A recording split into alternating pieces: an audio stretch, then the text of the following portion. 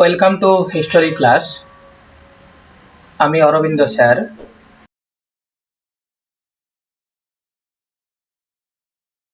আজকের আলোচ্য বিষয় MCQ question practice series part 1। আজকে আমরা 25টি গুরুত্বপূর্ণ প্রশ্ন নিয়ে আলোচনা করব। তবে আজকে কোনো একটি নির্দিষ্ট চ্যাপ্টার থেকে আমরা প্রশ্ন প্র্যাকটিস করব না। আমরা সমস্ত ইতিহাসের উপর ভিত্তি করে 25টি গুরুত্বপূর্ণ প্রশ্ন নিয়ে আলোচনা করব। এই 25টি প্রশ্ন বিভিন্ন চাকরির পরীক্ষায় ইতিমধ্যেই পড়েছে, তাই আমরা এই 25টি প্রশ্নকে খুবই মনোযোগ সহকারে আলোচনা করার চেষ্টা করব। তবে এমসিকিউ সিরিজ আলোচনার পূর্বে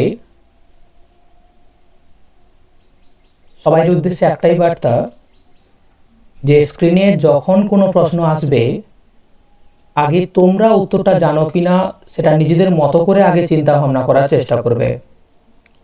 যদি পারো তাহলে ভিডিওটি দাঁড় করিয়ে 5 সেকেন্ডের মধ্যে সেই উত্তরটা দেওয়ার চেষ্টা করবে। তারপরে ভিডিওটি অন করে আবার সেই উত্তরটি দেখে নিজের উত্তরের সঙ্গে মিলিয়ে নেওয়ার চেষ্টা করবে। তাতে দেখবে নিজেদের প্রস্তুতির গুরুত্বটা নিজেরাই উপলব্ধি করতে পারবে।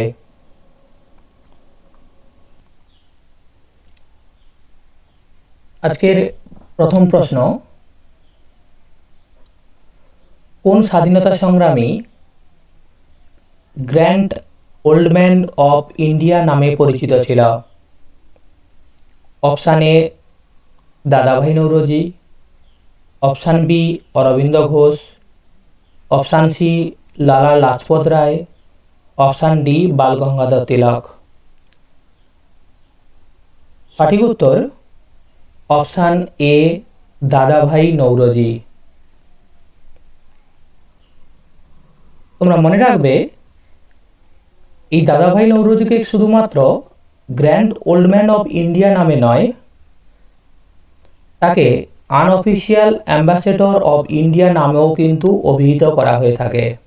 আমরা grand old man of India নামে দাদাভাই নৌরোজিকে চিনি, কিন্তু দক্ষিণ ভারতের ক্ষেত্রে grand old man of India নামে পরিচিত ছিল স্যার সুবিয়ার সুব্রমণিয়া আইয়ার। এই প্রশ্নটা কিন্তু তোমরা মনে রাখবে। অনেক সময় grand old man of India বিভিন্ন পরীক্ষায় পড়ে, আবার অনেক সময় south Indian grand old man of ইন্ডিয়াও কিন্তু পড়ে। প্রশ্নটিকে ভালো করে দেখার পর কিন্তু উত্তর করার চেষ্টা করবে। দ্বিতীয় প্রশ্ন, নিম্নোক্ত কোন গ্রন্থটিকে মানব সভ্যতার প্রথম দলিল আখ্যা দেওয়া হয়? Option A Rigveda, option B Mahabharata, option C Shrimad Bhagavad Gita, option D কোনোটিই নয়। তাহলে সঠিক উত্তর অপশান এ ঋগ্বেদ। যদি বলা হয় কেন, কারণ আমরা মানব সভ্যতার ইতিহাসের সূচনা পর্বে আর্য সভ্যতাটাকে সব থেকে বেশি গুরুত্ব দিয়ে থাকি, এবং আর্য সভ্যতার সূচনাটাকে বর্তমান মানব সভ্যতার সৃষ্টিকারী হিসাবেও কিন্তু আমরা অভিহিত করে থাকি। সেক্ষেত্রে দাঁড়িয়ে ওই আর্যরাই কিন্তু প্রথম ঋগ্বেদ রচনা করে আর্যদের সামাজিক, অর্থনৈতিক, সাংস্কৃতিক কার্যকলাপগুলো সম্পূর্ণরূপে কিন্তু লিপিবদ্ধ করেছিল। তার জন্য কিন্তু ঋগ্বেদকে মানব সভ্যতার প্রথম দলিল বলে অভিহিত করা হয়। আর মহাভারত এর রচনাকাল সম্পর্কে অনেকাংশে বিতর্ক রয়েছে, তাই মহাভারত হওয়া সম্ভব নয়। আর শ্রীমদ্ ভাগবত গীতা সম্পর্কেও কিন্তু আমরা সবাই অবহিত।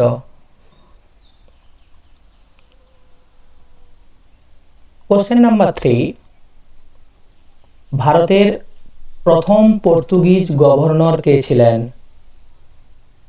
Option A Vasco da Gama, option B Albuquerque, option C Almeida বা Francisco de Almeida, option D Colbert.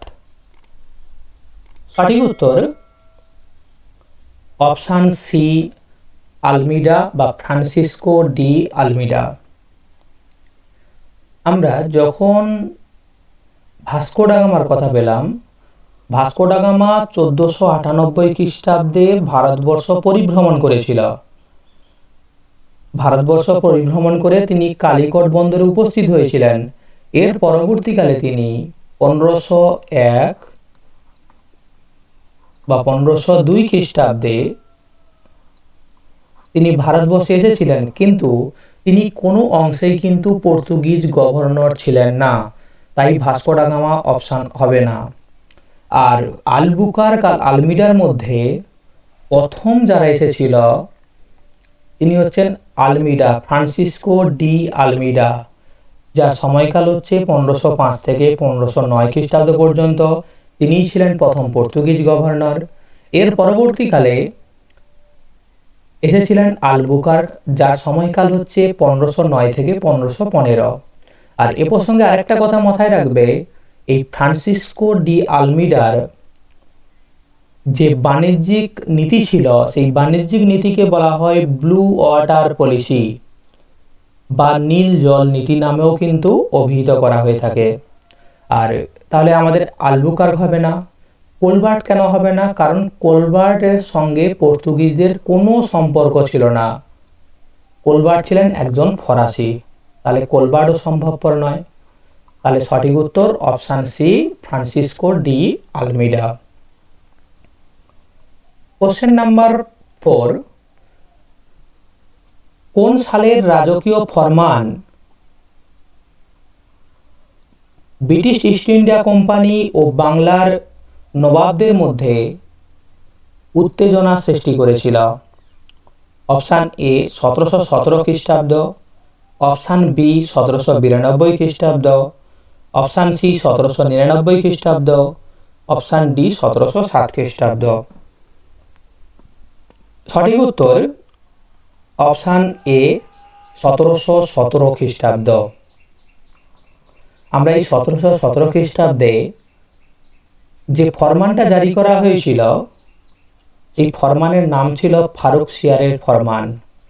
আর এই ফরমানটি ব্রিটিশ ইস্ট ইন্ডিয়া কোম্পানি ও বাংলার নবাবদের মধ্যে উত্তেজনার জন্য প্রধান কারণ ছিল। এবার আমরা অন্য অপশানগুলির দিকে যদি তাকাই, সেগুলি কেন হবে না সেটা বুঝতে পারবো। 1792 এবং 1799 খ্রিস্টাব্দ সম্ভবপর নয়, কারণ অলরেডি 1757 খ্রিস্টাব্দে পলাশির যুদ্ধ এবং 1764 খ্রিস্টাব্দে বক্সার যুদ্ধের জয়লাভের মধ্য দিয়ে বাংলা সহ ভারতবর্ষের একটা বিস্তীর্ণ অংশে ব্রিটিশ আধিপত্য স্থাপিত হয়েছিল। তাহলে 1792 এবং 1799 খ্রিস্টাব্দে ব্রিটিশদের নেতৃত্বাধীনে বাংলার বেশিরভাগ অংশ পরিচালিত হয়েছিল।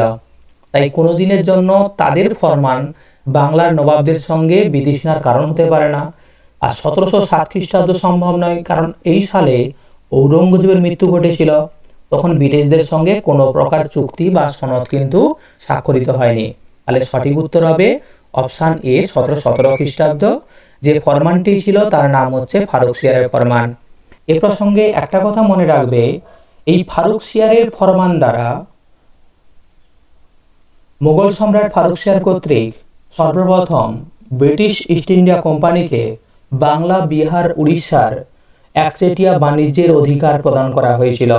এর পূর্বে কিন্তু ব্রিটিশ ইস্ট ইন্ডিয়া কোম্পানি বাংলার কোনো অংশেই একচেটিয়া বাণিজ্যিক অধিকার কিন্তু স্থাপন করতে পারেনি। কোশ্চেন নাম্বার 5, কোন দুই জৈন তীর্থঙ্করের নাম ঋগ্বেদে বর্ণিত হয়েছে? অপশান এ ঋষভদেব ও পার্শ্বনাথ, অপশান বি ঋষভদেব ও অ্যারিস্টা নেমিনাথ, অপশান সি মল্লিনাথ ও নেমিনাথ, অপশান ডি পার্শ্বনাথ ও মহাবীর।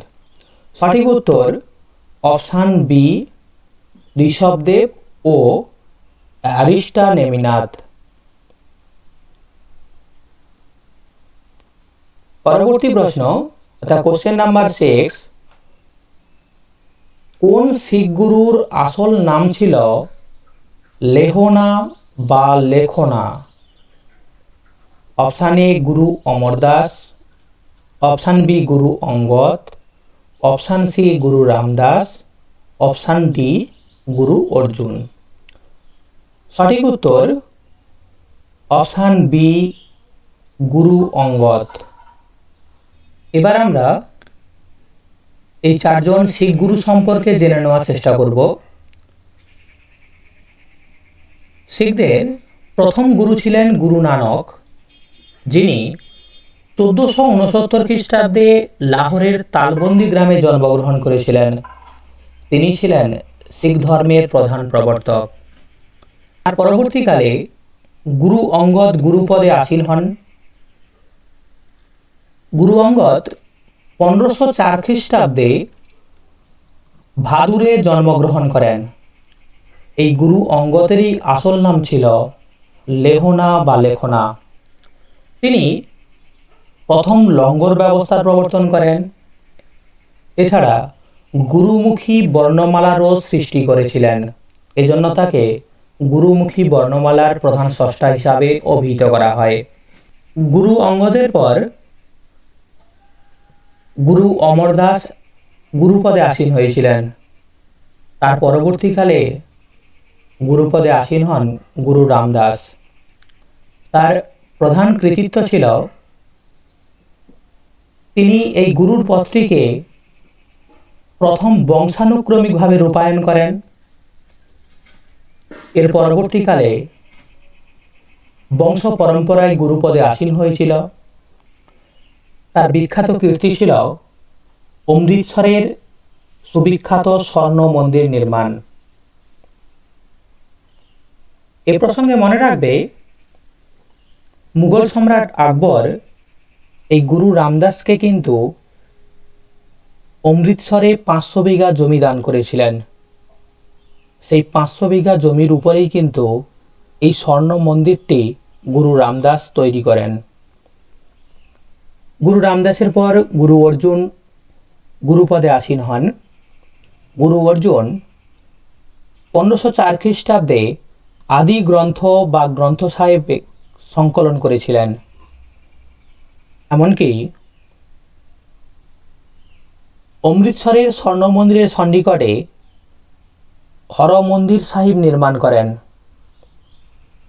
এছাড়াও গুরু অর্জুনের বিখ্যাত কৃতিত্ব ছিল কর্তারপুর ও গোবিন্দপুর শহরের ভিত্তিপ্রস্তর নির্মাণ করা।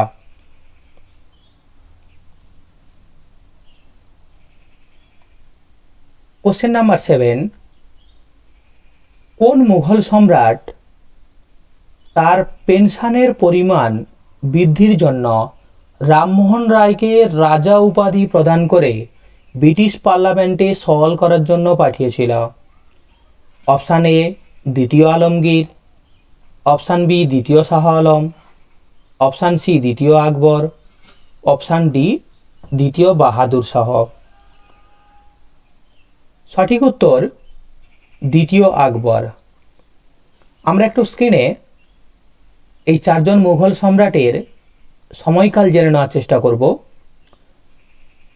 অনেকে হয়তো এই সকল মুঘল সম্রাটের নাম নাও শুনে থাকতে পারে, কেননা আমরা বেশিরভাগ অংশে মুঘল সম্রাট বলতে বাবর, হুমায়ুন, আকবর, জাহাঙ্গীর, শাহজাহান ও ঔরঙ্গজেবের কথা জেনে থাকি। কিন্তু 1707 খ্রিস্টাব্দে ঔরঙ্গজেবের মৃত্যুর পর যে সকল মুঘল সম্রাট সিংহাসনে আসীন হয়েছিল সে সম্পর্কে কিন্তু আমাদের খুব কম তথ্যই জানা রয়েছে। যেমন মুঘল সম্রাট দ্বিতীয় আলমগীর, তিনি সিংহাসনে বসেছিলেন 1754 থেকে 1759 খ্রিস্টাব্দ পর্যন্ত, অর্থাৎ পলাশী যুদ্ধের সময়কালে দ্বিতীয় আলমগীর ছিলেন মুঘল সম্রাট। তারপরে সিংহাসনে বসেছিল দ্বিতীয় শাহ আলম 1760 থেকে 1806। এই দ্বিতীয় শাহ আলমই কিন্তু বক্সার যুদ্ধে অংশগ্রহণ করে পরাজিত হয়েছিল। দ্বিতীয় আকবর, যিনি 1806 থেকে 1837 পর্যন্ত রাজত্ব করেছিলেন, কিন্তু আমরা যে আকবরের কথা জেনে আসি, সেই আকবরের সময়কাল কিন্তু 1556 থেকে 1605 খ্রিস্টাব্দ পর্যন্ত। আর এখানে আমরা আলোচনা করছি দ্বিতীয় আকবর সম্পর্কে। আর দ্বিতীয় বাহাদুর শাহের সময়কাল 1837 থেকে 1857। ইনিই ছিলেন মুঘল সাম্রাজ্যের শেষ সম্রাট। 1857 খ্রিস্টাব্দে মহাবিদ্রোহে অংশগ্রহণ করে তিনি পরাজিত হন এবং তাকে রেঙ্গুনে নির্বাসিত করা হলে 1861 খ্রিস্টাব্দে রেঙ্গুনেই তার মৃত্যু ঘটেছিল। কোশ্চেন নাম্বার 8, ঋগ্বেদে গঘ্ন শব্দটি কোন ক্ষেত্রে ব্যবহৃত হয়েছে? ঋগ্বেদে গঘ্ন শব্দটি কোন ক্ষেত্রে ব্যবহৃত হয়েছে? অপশান এ ব্রাহ্মণ, অপশান বি নারী, অপশান সি গরু, অপশান ডি রাজন। সঠিক উত্তর অপশান সি গরু। কেননা ঋগ্বেদে ব্রাহ্মণ পুরোহিত নামে পরিচিত ছিল, তাই ব্রাহ্মণ হবে না। ঋগ্বেদের নারী বা কন্যা দৌহিত্র নামে পরিচিত ছিল, তাই নারী সম্ভব নয়। আর ঋগ্বেদের রাজন বলতে রাজাকে বোঝাতো, তাই রাজাও কিন্তু উত্তর হবে না। তবে এ প্রসঙ্গে মনে রাখবে, বৈদিক যুগে কিন্তু আমরা রাজার কোনো অস্তিত্ব পাই না। সম্ভবত বৈদিক যুগে যে সভা ছিল, সেই সভার প্রধানকেই কিন্তু বেশিরভাগ অংশে রাজা বলে অভিহিত করা হতো। আবার কিছু কিছু ক্ষেত্রে গোষ্ঠীর প্রধানকেও কিন্তু রাজন উপাধিতে ভূষিত করা হয়েছিল। সে সম্পর্কে সঠিক সিদ্ধান্তে উপনীত হওয়া কিন্তু সম্ভবপর হয়ে ওঠেনি। কোশ্চেন নাম্বার 9, কোন ঘটনার জন্য গান্ধীজি অহিংস অসহযোগ আন্দোলন প্রত্যাহার করেছিলেন? অপশান এ চৌরি চৌরার হত্যাকাণ্ড, অপশান বি জালিয়ান ওয়ালাবাগ হত্যাকাণ্ড, অপশান সি খিলাফত আন্দোলনের প্রবর্তন, অপশান ডি রাওলাট আইন। সঠিক উত্তর অপশান এ চৌরি চৌরার হত্যাকাণ্ড। এ প্রসঙ্গে জেনে রাখবে, 1922 খ্রিস্টাব্দের 12ই ফেব্রুয়ারি বারদৌলি ঘোষণার মধ্য দিয়ে গান্ধীজি অহিংস অসহযোগ আন্দোলন প্রত্যাহার করেছিলেন। যে অহিংস অসহযোগ আন্দোলন 1920 খ্রিস্টাব্দে শুরু হয়েছিল,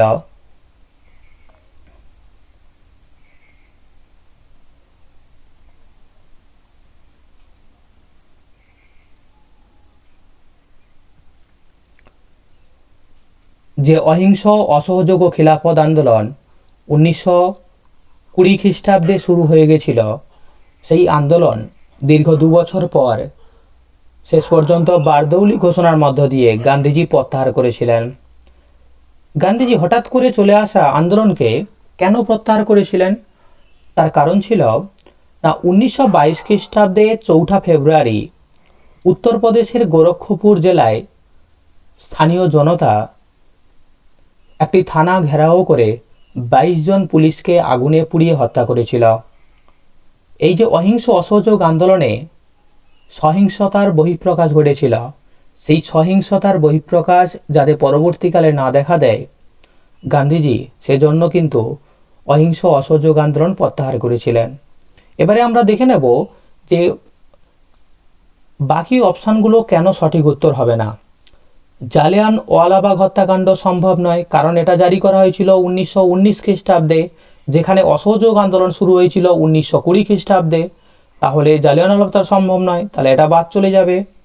খিলাফত আন্দোলনের প্রবর্তন, গান্ধীজি অসহযোগ আন্দোলনের সঙ্গে খিলাফত আন্দোলনের প্রবর্তন করেছিলেন, তাহলে সেটাও উত্তর হবে না, কেননা খিলাফত আন্দোলন আর অসহযোগ আন্দোলন একে অপরের পরিপূরক হিসাবে পরিচালিত হয়েছিল।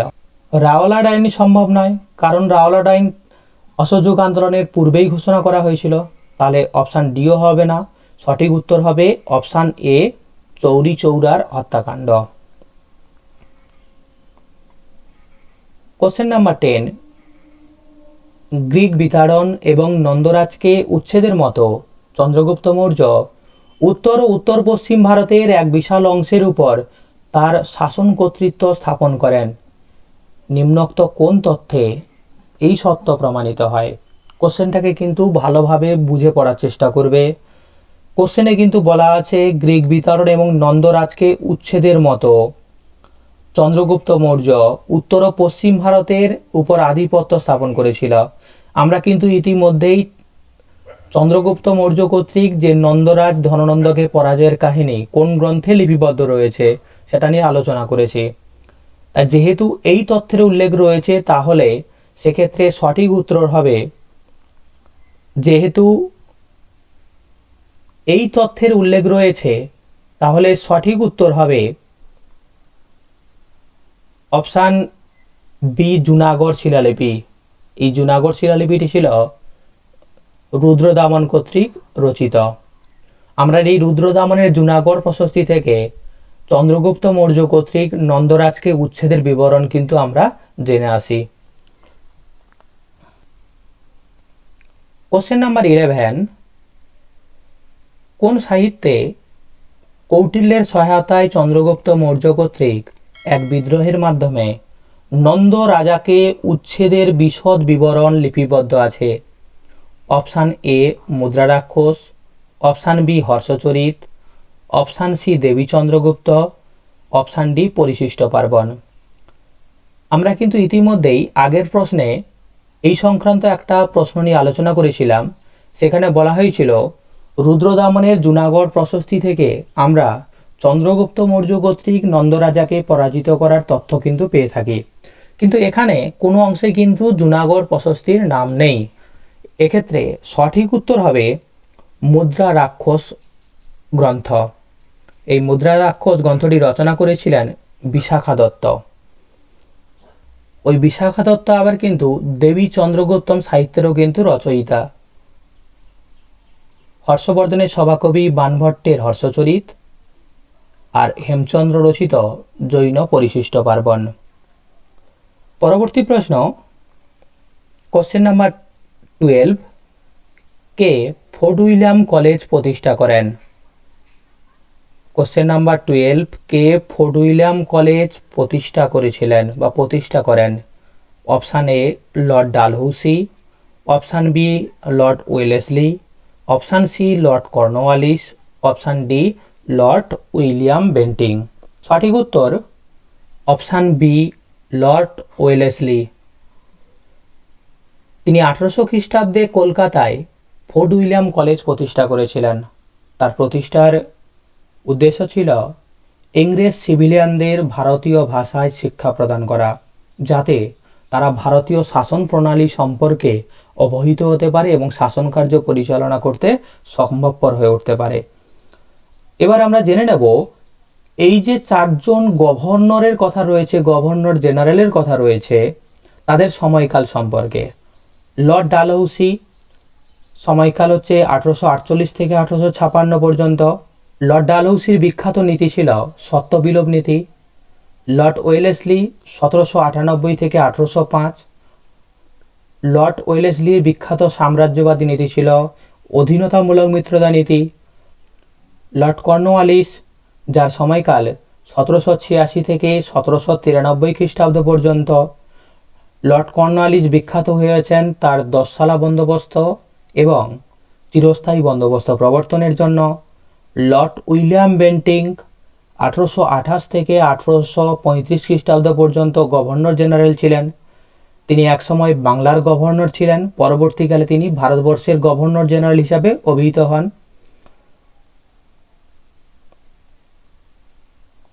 প্রথমে তিনি 1828 থেকে 1833 পর্যন্ত বাংলার গভর্নর জেনারেল ছিলেন।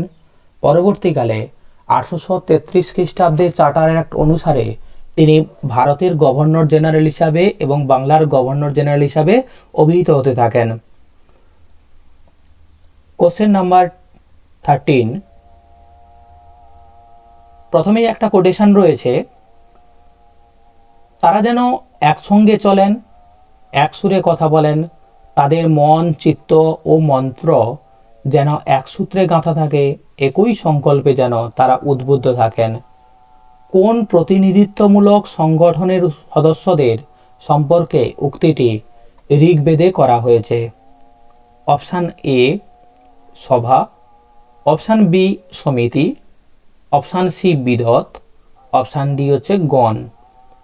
সঠিক উত্তর অপশান বি সমিতি। এ প্রসঙ্গে আমরা জেনে নেওয়ার চেষ্টা করব, সভা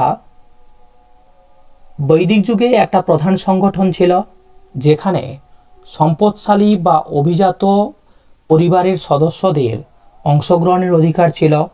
তবে বেশিরভাগ অংশে অভিজাত পরিবারের সদস্যদের অংশগ্রহণ থাকলেও সভার সদস্যপদ হতে গেলে প্রবীণ নাগরিক হওয়া বাধ্যতামূলক ছিল।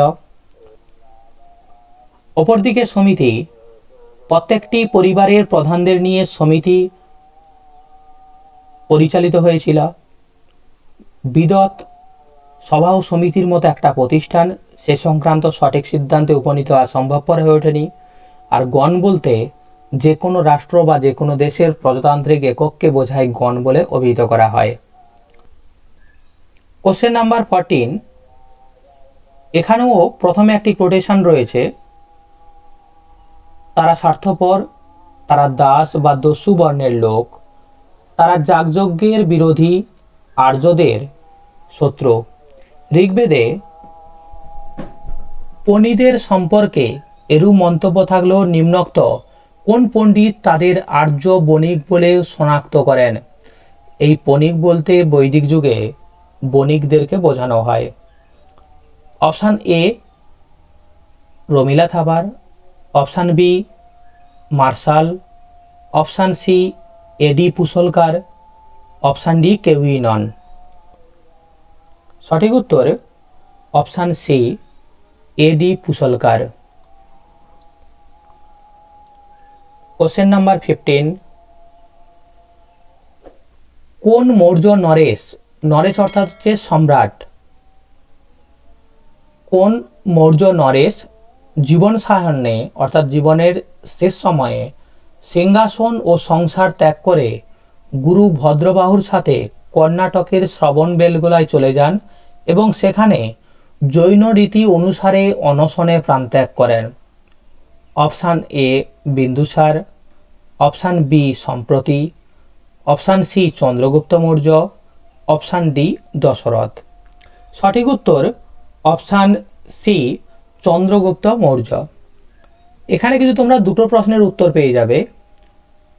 এক হচ্ছে চন্দ্রগুপ্ত মৌর্য কোন ধর্মের অনুরাগী ছিলেন? আমরা এখানে কোশ্চেনের মধ্যে দেখেছিলাম জৈন ধর্মের, জৈন রীতি অনুসারে, তাই তিনি জৈন ধর্মের অনুসারী ছিলেন। তিনি কার সন্নিকটে বা কার দ্বারা তিনি শ্রবণবেলগোলায় যান এবং অনশনে প্রাণত্যাগ করেন? তাহলে সেটা হবে ভদ্রবাহু। কোশ্চেন নাম্বার 16, সিরাজউদ্দৌলা ও ইস্ট ইন্ডিয়া কোম্পানির মধ্যে বিবাদের আসল কারণ কি ছিল? সিরাজউদ্দৌলা ও ইস্ট ইন্ডিয়া কোম্পানির মধ্যে বিবাদের আসল কারণ কি ছিল? প্রত্যেকটি অপশানকে ভালো করে দেখবে, তারপরে উত্তর করার চেষ্টা করবে। এটা কিন্তু কনসেপচুয়ালি কোশ্চেন রয়েছে, তাই ভালো করে ভাবনা চিন্তা করে উত্তর দেওয়ার চেষ্টা করবে। অপশান এ সিরাজের সিংহাসন আরোহণের বিরোধিতা করেছিল ইংরেজরা। অপশান বি ব্রিটিশদের পাওয়া বাণিজ্যিক সুবিধাবলীর অপব্যবহার। অপশান সি বাংলার চন্দননগরের ফরাসি বাণিজ্য কুঠিতে ইংরেজদের আক্রমণ। অপশান ডি অন্ধকূপ হত্যা। সঠিক উত্তর অপশান বি ব্রিটিশদের পাওয়া বাণিজ্যিক সুবিধাবলীর অপব্যবহার। আমরা এই প্রসঙ্গে একটু ধারণা নিয়ে নেওয়ার চেষ্টা করব। অনেকের মনে হতেই পারে যে এর প্রত্যেকটি অপশান সঠিক হতে পারে, কিন্তু কোন অপশানটা সবথেকে বেশি কার্যকরী সেটাকে নিয়ে ভাবনা চিন্তা করার জায়গা রয়েছে। আমরা বলেছি সিরাজউদ্দৌলা ও ইস্ট ইন্ডিয়া কোম্পানির মধ্যে বিবাদের আসল কারণ কী ছিল। সেক্ষেত্রে আমরা দেখেছি কারণের ক্ষেত্রে সিরাজের সিংহাসন আরোহণের বিরোধিতা করেছিল ইংরেজরা, এটাও সত্য তথ্য, কিন্তু তার জন্য সিরাজ ক্রুদ্ধ হয়েছিল, কিন্তু তাদের মধ্যে বিবাদ যে সেভাবে দেখা দিয়েছিল বা যুদ্ধ দেখা দিয়েছিল সেটা কিন্তু আমরা পাই না। বাংলার চন্দননগরের ফরাসি বাণিজ্য গুটিতে ইংরেজদের আক্রমণ, সেটা ছিল ফরাসি এবং ইংরেজদের পারস্পরিক দ্বন্দ্ব। তার সঙ্গে বাংলার নবাব জড়িত থাকলেও তিনি প্রত্যক্ষভাবে সেই দ্বন্দ্বে অংশগ্রহণ করেনি। আর অন্ধকূপ হত্যাকাণ্ড পলাশির যুদ্ধের অনেক আগে ঘটেছিল, যে হত্যাকাণ্ডের পরবর্তীকালে কিন্তু আলীনগরের সন্ধি স্বাক্ষর করা হয়েছিল। তাহলে সঠিক উত্তর হবে অপশান বি, ব্রিটিশদের পাওয়া বাণিজ্যিক সুবিধাবলীর অপব্যবহার। কারণ 1717 খ্রিস্টাব্দে ফারুকশিয়ারের ফরমান দ্বারা ব্রিটিশ ইস্ট ইন্ডিয়া কোম্পানিকে শুধুমাত্র বাণিজ্যের অধিকার প্রদান করা হয়েছিল। সেই ফরমানের অসৎ ব্যবহার করে ইস্ট ইন্ডিয়া কোম্পানির বেশিরভাগ সদস্যরা অন্যান্যদেরকেও কিন্তু একচেটিয়া বাণিজ্যের অধিকারের জন্য বিভিন্ন ফরমান প্রদান করতে থাকে। সেখানে শুধু বাংলার তৎকালীন সম্রাট অর্থাৎ সিরাজউদ্দৌলা বা বাংলার নবাব সিরাজউদ্দৌলা সম্পূর্ণরূপে অবহেলিত ছিল। ফলে এই যে বাণিজ্যিক সুবিধাবলীর অপব্যবহার তথা ফরমানের অপব্যবহারের জন্য সিরাজউদ্দৌলার সঙ্গে ইস্ট ইন্ডিয়া কোম্পানির মূল বিবাদের সূত্রপাত ঘটেছিল।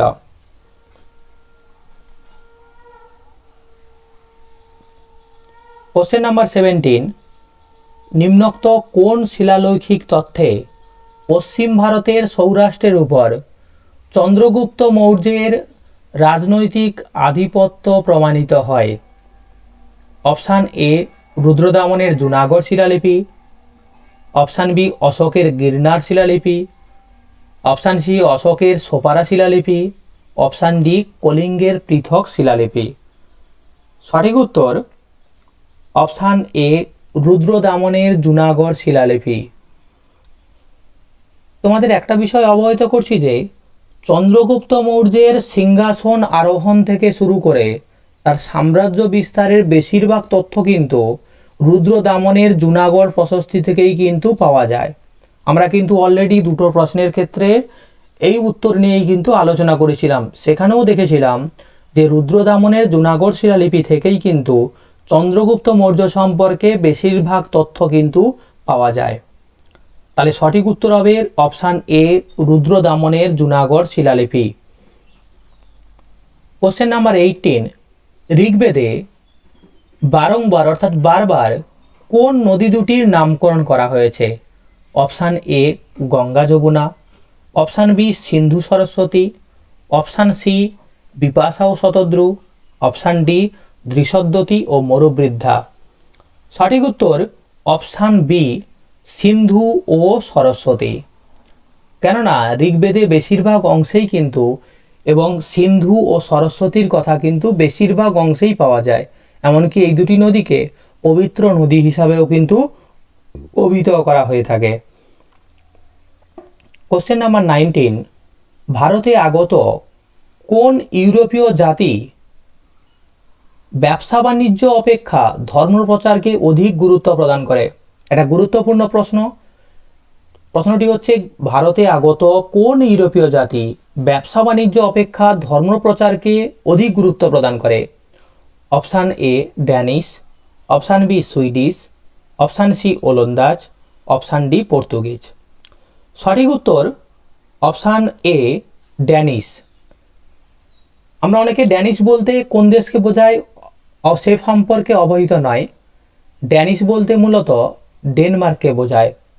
এই ডেনমার্কের ব্যবসায়িক গোষ্ঠীরা ছিল খ্রিস্ট ধর্মের একনিষ্ঠ সদস্য বা একনিষ্ঠ অধিকারী। তারা কি করেছিল? তারা ব্যবসা বাণিজ্যের সঙ্গে সঙ্গে তারা খ্রিস্ট ধর্মটাকে সমগ্র বিশ্বে ছড়িয়ে দিতে তৎপর হয়েছিল। আর আমরা যদি পর্তুগিজ এবং ওলন্দাজদের কথা দেখি, তা পর্তুগিজরাই ছিল প্রথম বাণিজ্যিক আধিপত্য স্থাপনকারী শক্তি, যারা সমগ্র বিশ্বের উপর বাণিজ্যিক অধিকার স্থাপন করেছিল। এই পর্তুগিজের সঙ্গে আরেকটা দেশ বাণিজ্যিক অগ্রাধিকারে অগ্রসর হয়েছিল, তার নাম হচ্ছে স্পেন। ওলন্দাজরাও কিন্তু পরবর্তীকালে একই পথ অবলম্বন করে কিন্তু বাণিজ্যিক অধিকার স্থাপনের জন্য অগ্রসর হয়েছিল। এই ওলন্দাজদেরকে বলা হয় ডাচ বলে অভিহিত করা হয়। আমরা অনেকে ওলন্দাজ শব্দের পরিবর্তে ডাচ নামটা সম্পর্কে কিন্তু। কোশ্চেন নাম্বার 20, জমিদারি বন্দোবস্ত কবে চিরস্থায়ী বন্দোবস্তে রূপান্তরিত হয়েছিল বা চিরস্থায়ী বন্দোবস্তে পরিণত হয়? অপশান এ, 1779 খ্রিস্টাব্দে। অপশান বি 1801 খ্রিস্টাব্দে, অপশান সি 1793 খ্রিস্টাব্দে, অপশান ডি 1800 খ্রিস্টাব্দে। সঠিক উত্তর অপশান সি 1793 খ্রিস্টাব্দে। এই প্রশ্নের উত্তরের সঙ্গে একটা তথ্য মনে রাখবে, 1772 খ্রিস্টাব্দে বাংলার গভর্নর জেনারেল ওয়ারেন হেস্টিংস প্রথম পাঁচশালা বন্দোবস্ত করেছিল। সেই পাঁচশালা বন্দোবস্তটা 1777 খ্রিস্টাব্দে তুলে দিয়ে তিনি প্রবর্তন করেছিলেন একশালা বন্দোবস্ত প্রথা প্রবর্তন করেছিলেন। পরবর্তীকালে 1785-86 খ্রিস্টাব্দে একশালা বন্দোবস্ত ও পাঁচশালা বন্দোবস্তের মধ্যে ত্রুটি দেখা দিলে তাকে রূপান্তরের প্রক্রিয়া শুরু হয়ে যায়।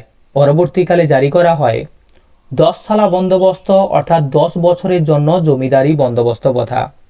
সেই 10 শালা ব্যবস্থাটাকে 1793 খ্রিস্টাব্দে চিরস্থায়ী বন্দোবস্তে পরিণত করে দেওয়া হয়েছিল।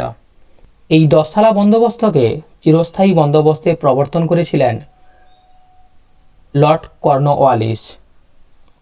কোশ্চেন নাম্বার 21, বিখ্যাত কবি মির্জা গালিব কোন মুঘল সম্রাটের সভাকবি ছিলেন? বিখ্যাত কবি মির্জা গালিব কোন মুঘল সম্রাটের সভাকবি ছিলেন? অপশান এ প্রথম বাহাদুর শাহ, অপশান বি দ্বিতীয় বাহাদুর শাহ, অপশান সি দ্বিতীয় শাহ আলম, অপশান ডি দ্বিতীয় আকবর। সঠিক উত্তর অপশান বি দ্বিতীয় বাহাদুর শাহ। আমরা দ্বিতীয় বাহাদুর সম্পর্কে ইতিপূর্বেই আলোচনা করেছি, তবুও একবার বলে দিচ্ছি। 1857 খ্রিস্টাব্দে মহাবিদ্রোহে অংশগ্রহণ করে তিনি পরাজিত হন। পরাজিত হলে তাকে রেঙ্গুরে নির্বাসিত করা হয়। সেই রেঙ্গুরে নির্বাসিত অবস্থায় 1861 খ্রিস্টাব্দে তার মৃত্যু ঘটেছিল। কোশ্চেন নাম্বার 22, 1784 খ্রিস্টাব্দে ম্যাঙ্গালোরের সন্ধিকে কোন ব্রিটিশ শাসক অপমানজনক শান্তি চুক্তি হিসাবে অভিহিত করেন? কোশ্চেনটি ভালো করে দেখবে। 1784 খ্রিস্টাব্দে ম্যাঙ্গালোরের সন্ধিকে কোন ব্রিটিশ শাসক অপমানজনক শান্তি চুক্তি হিসাবে অভিহিত করেন? Option A Macartney, option B Warren Hastings, option C Cornwallis, option D Wellesley. সঠিক উত্তর অপশান বি ওয়ারেন হেস্টিংস। ম্যাঙ্গালোরের সন্ধি স্বাক্ষরিত হয়েছিল টিপু সুলতান ও ওয়ারেন হেস্টিংসের মধ্যে। এ প্রসঙ্গে তোমরা মনে রাখবে, টিপু সুলতান ছিলেন মহীশূরের সুলতান, কিন্তু টিপু সুলতানের পূর্বে মহীশূরের শাসনকার্য পরিচালিত হতো হায়দার আলী কর্তৃক। 1767 খ্রিস্টাব্দে হায়দার আলীর সঙ্গে প্রথম ব্রিটিশদের দ্বন্দ্ব শুরু হয় এবং ইঙ্গ মহীশূর যুদ্ধের সূত্রপাত হয়। যুদ্ধের অবসানে 1769 খ্রিস্টাব্দে মাদ্রাজের সন্ধি স্বাক্ষরের মধ্য দিয়ে সন্ধি চুক্তি স্বাক্ষরিত হয়েছিল।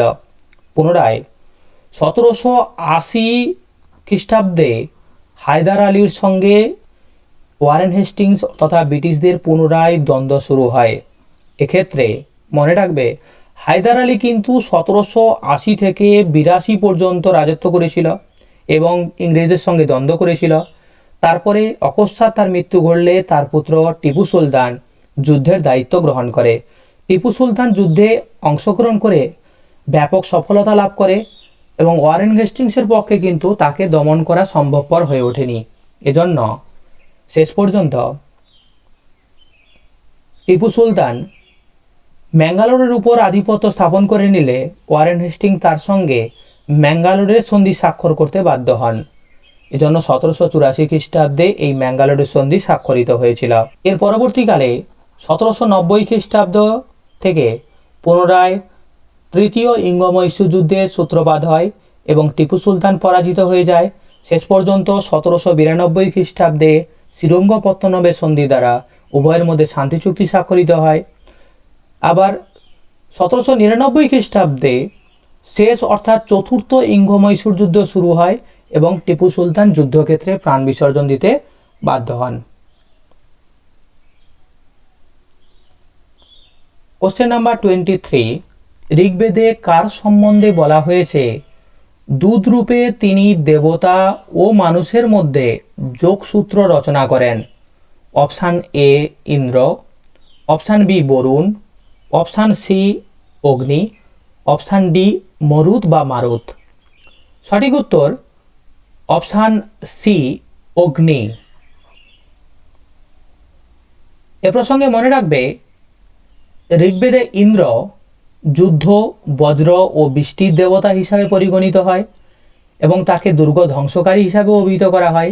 বরুণ জলের ও পাপ পুণ্যের দেবতা, অগ্নি আগুনের দেবতা, আর মরুত বা মরদ হচ্ছে ঝড়ের দেবতা হিসাবে পরিগণিত হন। কোশ্চেন নাম্বার 24, বিজয়নগরের কোন শাসক প্রথম চীনে রাষ্ট্রদূত প্রেরণ করেন? কোশ্চেনটি কিন্তু খুবই গুরুত্বপূর্ণ একটি প্রশ্ন।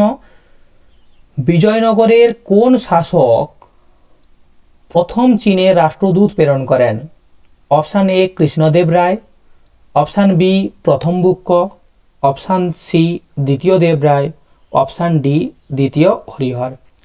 সঠিক উত্তর অপশান বি প্রথম বুক্ক। এ প্রসঙ্গে একটি তথ্য মনে রাখবে না, প্রথম বুক্ক 1774 খ্রিস্টাব্দে প্রথম চীন সম্রাটের নিকট দূত প্রেরণ করেন এবং তিনি হিন্দু ধর্মের রক্ষক হিসাবে দেবমার্গ প্রতিস্থাপক উপাধিও গ্রহণ করেছিলেন। তাছাড়া তোমরা আরেকটি তথ্য মনে রাখবে, এই হরিহর ও প্রথম বুক্কই কিন্তু ছিলেন বিজয়নগর সাম্রাজ্যের প্রতিষ্ঠাতা। বিজয়নগর সাম্রাজ্যে মোট 4টি রাজবংশ রাজত্ব করত: সঙ্গম বংশ, শালুব বংশ, তুলুব বংশ ও অরবিডু বংশ। এই বিজয়নগরের এই যে সঙ্গম বংশ ছিল তার প্রতিষ্ঠাতা ছিলেন প্রথম হরিহর এবং প্রথম বুক্ক। কোশ্চেন নাম্বার 25, কত খ্রিস্টাব্দে হলদিঘাটের যুদ্ধ সংঘটিত হয়েছিল? কোশ্চেন নাম্বার 25, কত খ্রিস্টাব্দে হলদিঘাটের যুদ্ধ সংঘটিত হয়েছিল? অপশান এ 1586 খ্রিস্টাব্দে, অপশান বি 1601 খ্রিস্টাব্দে, অপশান সি 1561 খ্রিস্টাব্দে, অপশান ডি 1576 খ্রিস্টাব্দে। সঠিক উত্তর অপশান ডি 1576 খ্রিস্টাব্দে। এ প্রসঙ্গে মনে রাখবে এই 1576 খ্রিস্টাব্দে হলদিঘাটের যুদ্ধটি সংঘটিত হয়েছিল আকবরের সঙ্গে রানা প্রতাপ সিংহের। এই যুদ্ধে আকবরের সেনাপতি ছিলেন মানসিংহ এবং আসফ খাঁ। এই রানা প্রতাপ সিংহ 1540 খ্রিস্টাব্দে জন্মগ্রহণ করেন এবং 1597 খ্রিস্টাব্দে তার মৃত্যু ঘটেছিল। এ প্রসঙ্গে মাথায় রাখবে 1586 খ্রিস্টাব্দে আকবর কাশ্মীর অভিযান করে কাশ্মীরের শাসক ইউসুফ শাহকে পরাজিত করেছিল, তার জন্য অপশান এ হবে না। 1601 খ্রিস্টাব্দে খানদেশ প্রদেশের আসিরগড় দুর্গ জয়। এ সময় আসিরগড় দুর্গের সম্রাট ছিলেন মিরন বাহাদুর। এই আসিরগড় অভিযানই ছিল আকবরের সাম্রাজ্য বিস্তারের শেষ অভিযান এবং শেষ যুদ্ধ জয়। তিনি 1561 খ্রিস্টাব্দে মালব আক্রমণ করে রাজবাহাদুরকে পরাজিত করেছিলেন, তাহলে মালবও সম্ভব নয়। আর 1576 খ্রিস্টাব্দে তিনি মেবার আক্রমণ করে রানা প্রতাপ সিংহকে পরাজিত করেছিলেন। আজকে আমরা মোট 25টি প্রশ্ন নিয়ে আলোচনা করলাম। এই 25টি প্রশ্ন বিভিন্ন পরীক্ষার ক্ষেত্রে কার্যকরী ভূমিকা পালন করে থাকে। আমি ঠিক যেভাবে প্রত্যেকটি প্রশ্নের উত্তর কিভাবে জাস্টিফাই করা উচিত, কিভাবে অ্যান্সারকে চুজ করা উচিত, যে প্রসেস অবলম্বন করেছি, তোমরাও চেষ্টা করবে একই পদ্ধতি অবলম্বন করে প্রত্যেকটি এমসিকিউর প্রশ্নের উত্তর অ্যাটেন্ড করার জন্য। So thank you everyone. দেখা হচ্ছে পরবর্তী ভিডিওতে, পরবর্তী এমসিকিউ সিরিজ এবং ডেসক্রিপটিভ ক্লাসে।